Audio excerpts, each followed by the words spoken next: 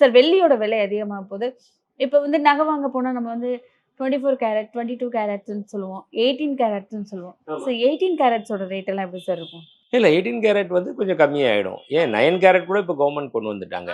இன்னைக்கு ரூ. 12,800 வந்து ஒரு 22 கேரட் இருக்கு அப்படின்னா, 18 கேரட்டோட விலை ரூ. 10,600 அப்படி சும்மா இருக்கும். 9 கேரட் எடுத்தீங்கன்னா 5,000 சம்திங் இருக்கும்.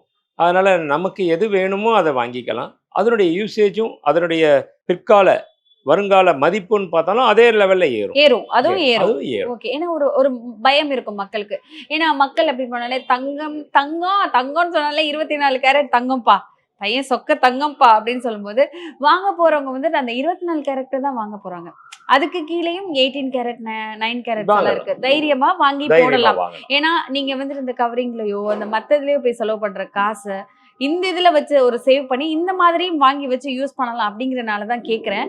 மக்கள் வந்துட்டு பயப்படுறாங்க. இத வாங்குனா இத போடும்போது கம்மியா போகும். 18 கேரட் வாங்கி போடும்போது எடுக்கும்போது கம்மியா எடுப்பாங்க.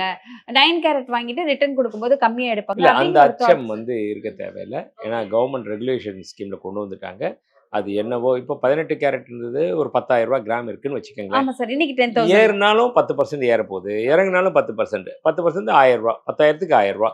24 கேரட்னா ரூ. 14,000. அதில 10% ரூ. 1,400 ஏற போகுது. அவ்வளோதான். அதே மாதிரி அதனுடைய பெர்சன்டேஜ் என்ன இருக்கோ குவாலிட்டி அதுக்கு தகுந்த மதிப்பு கண்டிப்பா இருக்கும். ஓகே. அப்புறம் இந்த 916 கேடிஎம் அந்த மாதிரி இருக்கு சார். இப்ப சாதாரண நகை அப்படின்னு சொல்லும்போது போடும்போது வந்துட்டு என்னன்னா வந்து அதோட விலை குறையும். ஸோ தரத்துக்கு ஏத்த மாரி எடுப்பாங்க அப்படின்னு. இப்ப 916 போட்டிருக்கதோ, கேடிஎம் போட்டிருக்கதோ அன்னைக்கு இருக்கிற ரேட்லயே எடுப்பாங்க அப்படிங்கிற அந்த மாதிரி 18 கேரட்ஸ்லயும் 9 கேரட்ஸ்லயும் இருக்கா? ஆமா.